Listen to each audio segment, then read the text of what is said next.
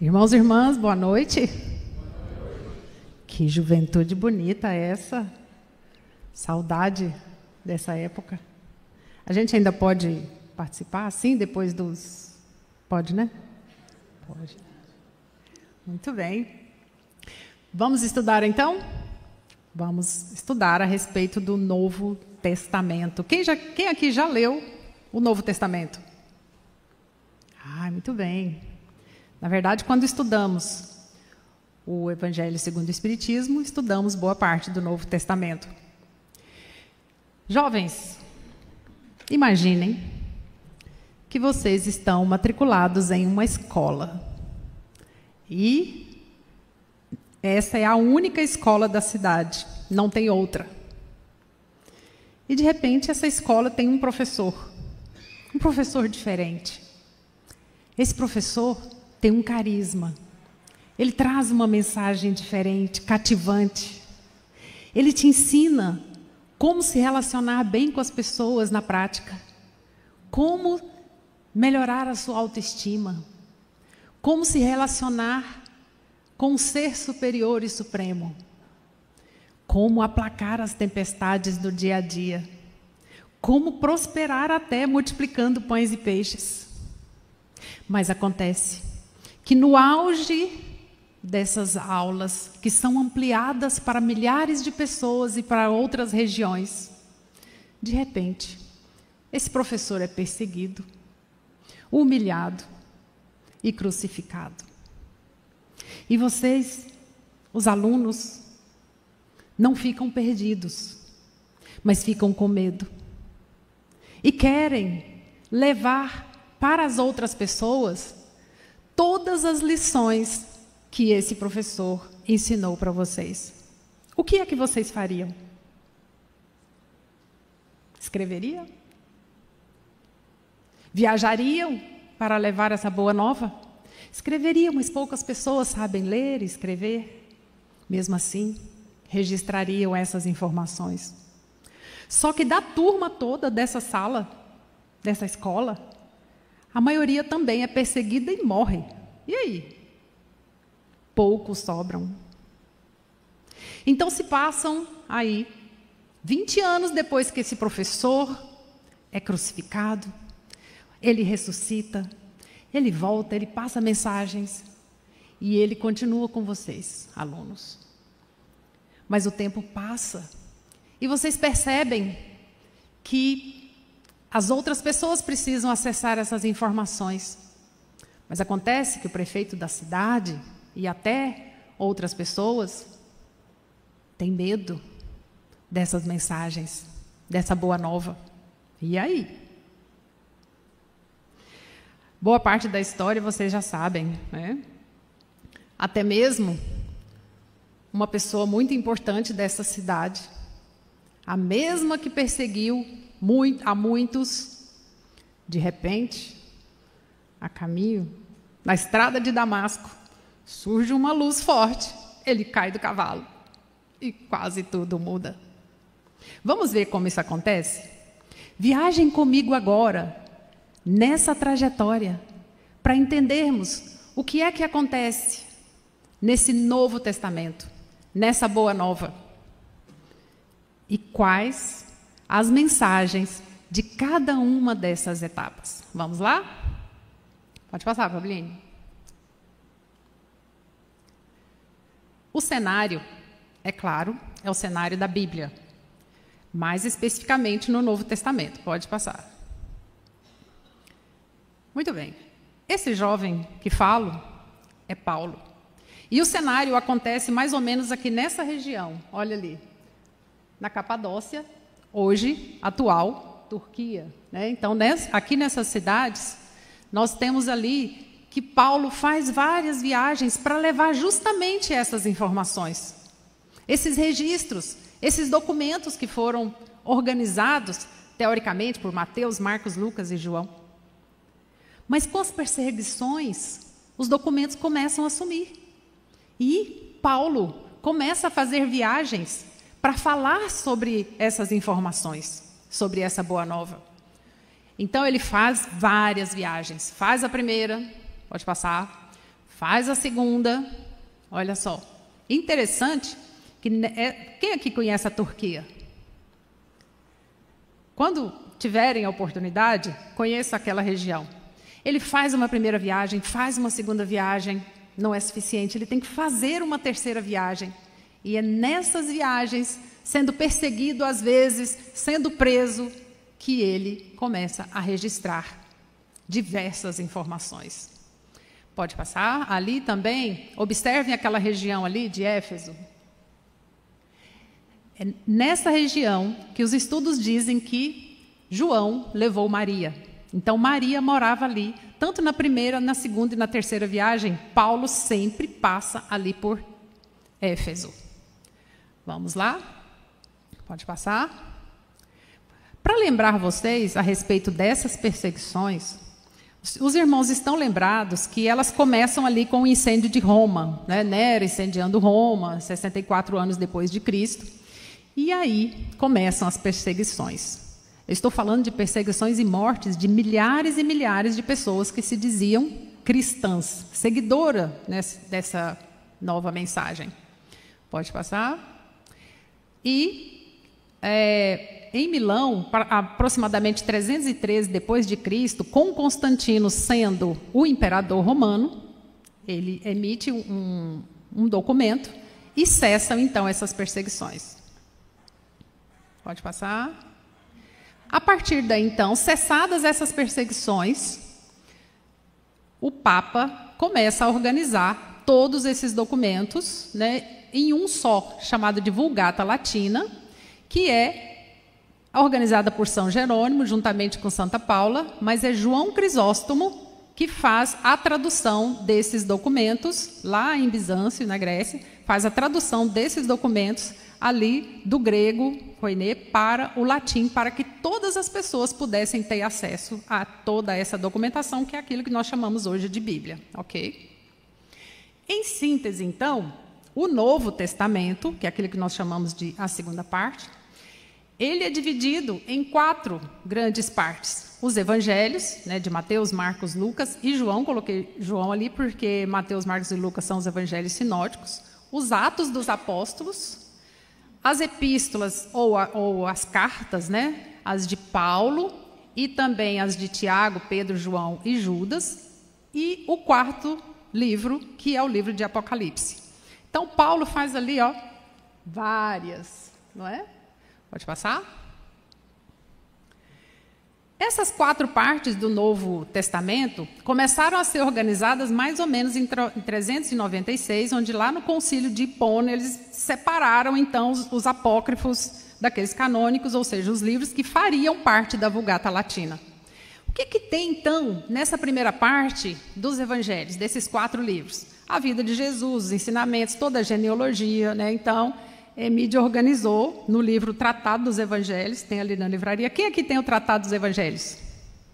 Tratado dos Evangelhos, aquele de capa preta, 800 páginas, que o homem levou quase 20 anos para harmonizar e analisar.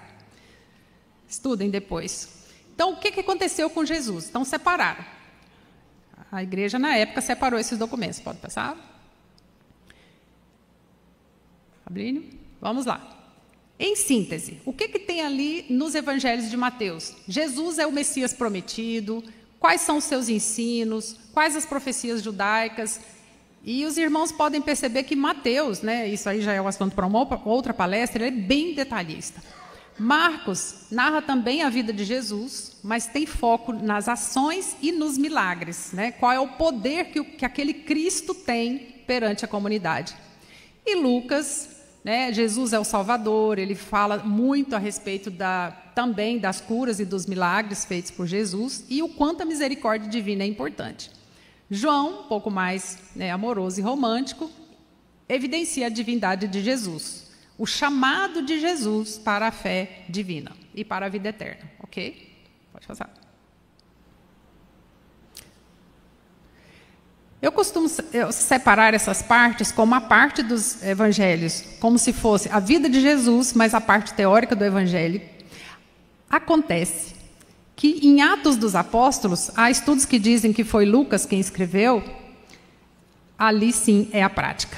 Então, às vezes, a gente corre dessa leitura de Atos, porque ali é o que esses cristãos fizeram logo após o aprendizado dessas lições importantes, né?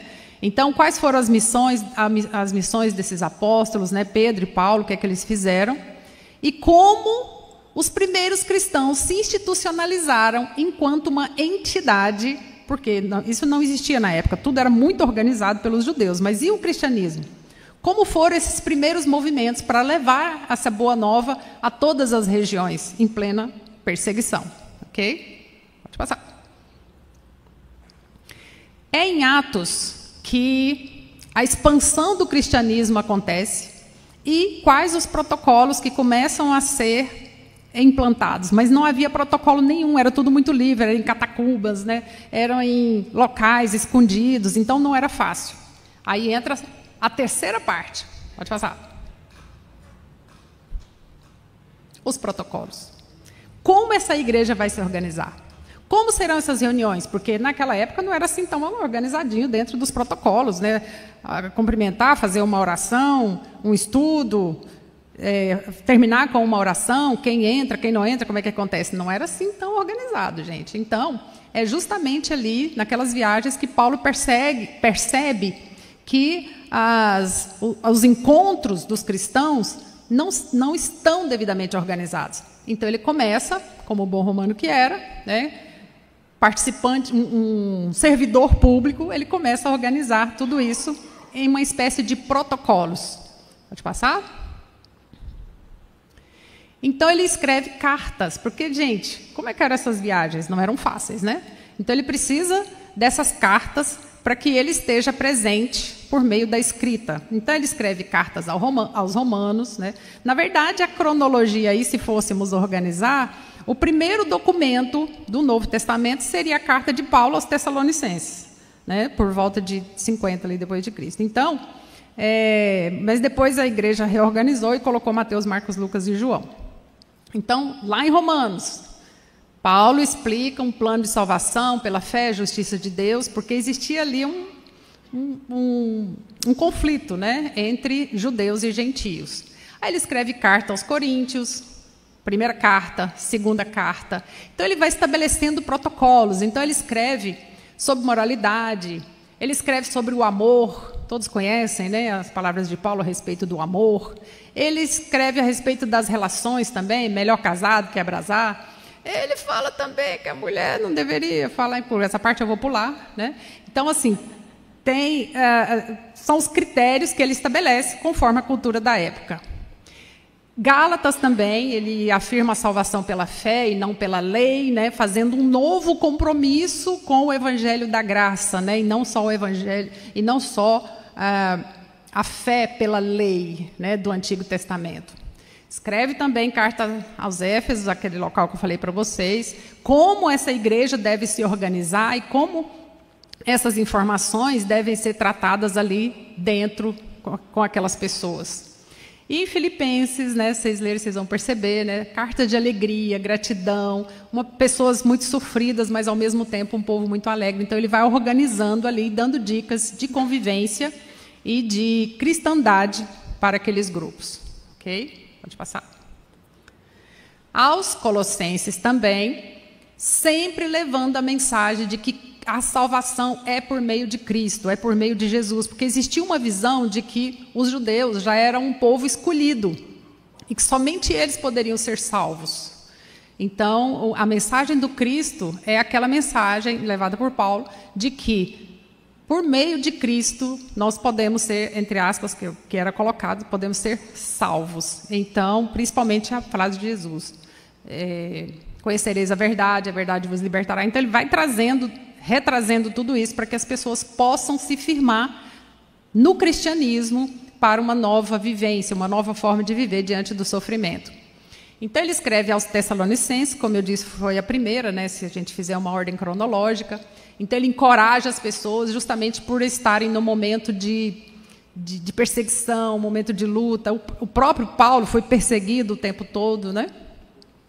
E as instruções para os líderes, como os líderes deveriam agir diante do povo, como eles deveriam se portar enfim, começando ali as primeiras organizações de como deveria ser o que a gente chama hoje de como seria um padre, um pastor, né, um líder espírita.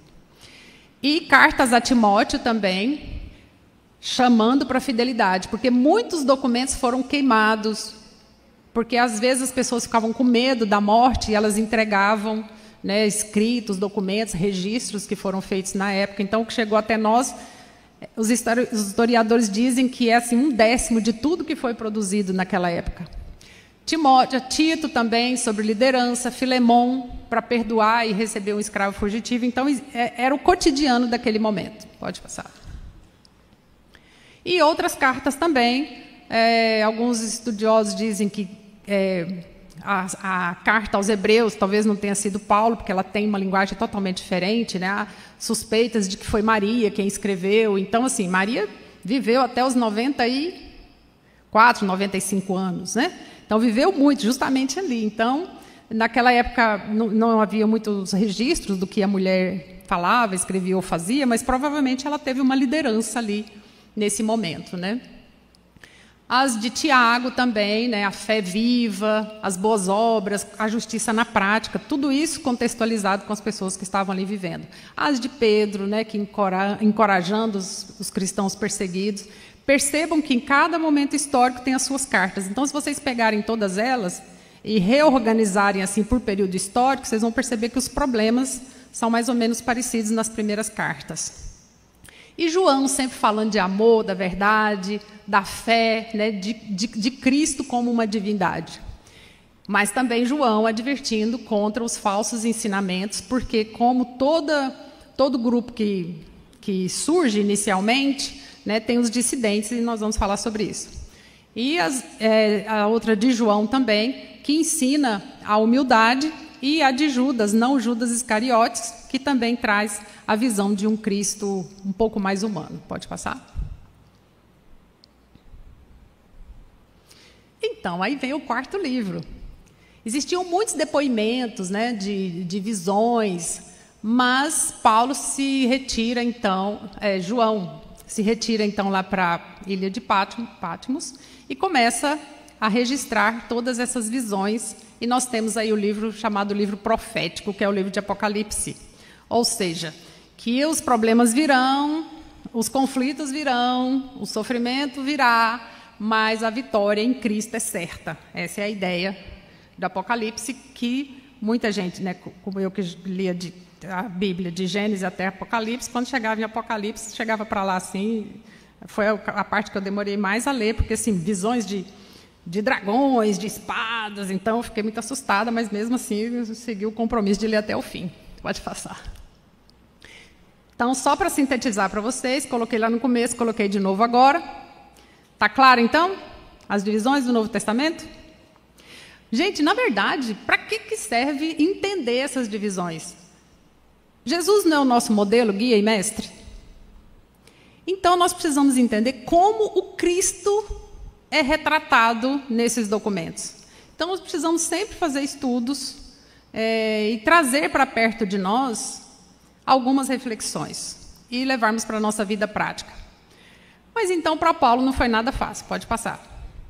Mas ele não perdia a fé. Então, eu trouxe para vocês algumas curiosidades a respeito do Novo Testamento. São 27 livros, pelo menos 9 autores diferentes. Interessante que eles escreviam a respeito do cotidiano. Na verdade, se cada um aqui parar para escrever a respeito do seu cotidiano, hoje acordei assim, vi no jornal isso, quem sabe, né? As próximas gerações. Escreva, publique, transforme um livro, como é o seu cotidiano. Imagine se eles não tivessem feito isso. Então, o maior livro é o Evangelho de Lucas, né, tem o maior número de versículos, e o menor é a Epístola de João, que só tem 13. Pode passar? O maior capítulo é Mateus, né, com 75 versículos, e o menor é Apocalipse 15. Na verdade, são 260 capítulos, ou seja, 7.957 versículos. Ok? Curiosidade, gente, pode passar. E as principais cidades são essas. O que existe de mais comum? Qual a palavra que mais aparece dentro desse Novo Testamento? Deus. né? E Paulo, como eu disse, resolveu escrever todas essas cartas, e tudo isso foi escrito no grego koiné, né? Esses documentos foram organizados no grego koiné. Na época de Jesus, utilizava-se a linguagem, o aramaico, mas na hora de organizar esses documentos, utilizou-se o grego comum, né? Que era, na época, o grego koiné.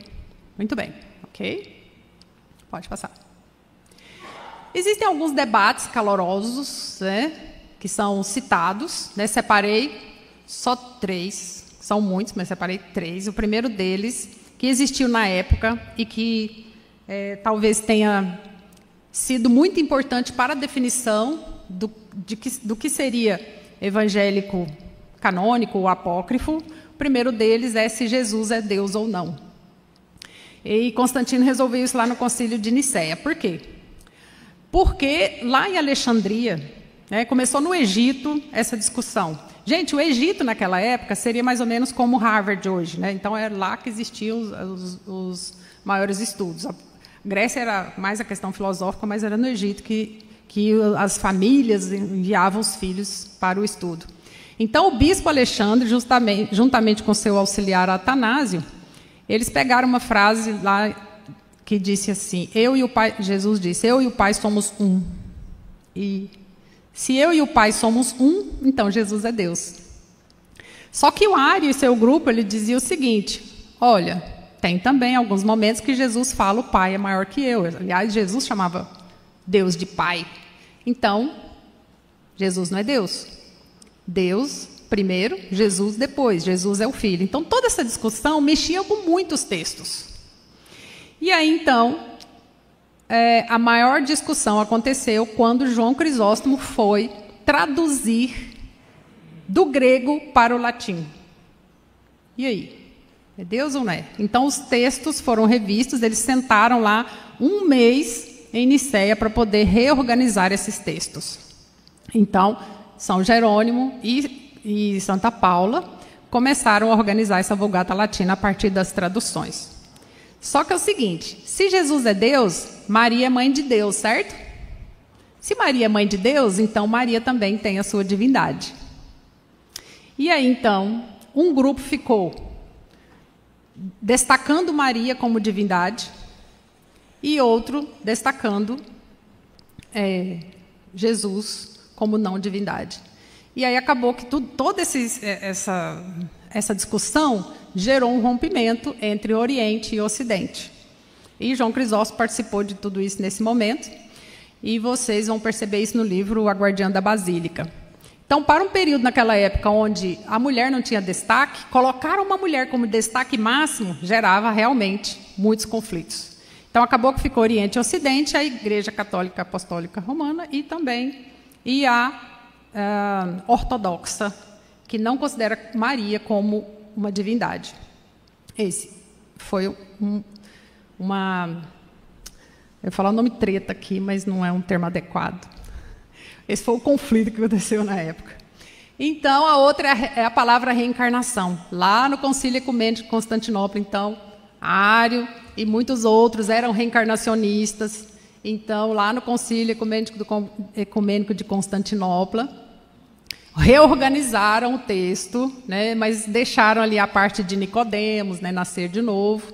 Então, foi retirada a pedido do imperador Justiniano, de sua esposa Teodora, que não aceitava. Existem muitos outros fatores, isso é uma outra palestra.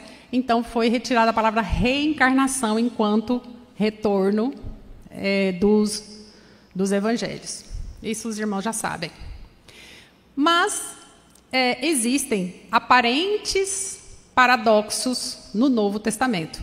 E isso é um tema para a nossa próxima palestra. Querem saber quais são os paradoxos? Sim? Na próxima palestra. Muita paz, que Jesus abençoe vocês.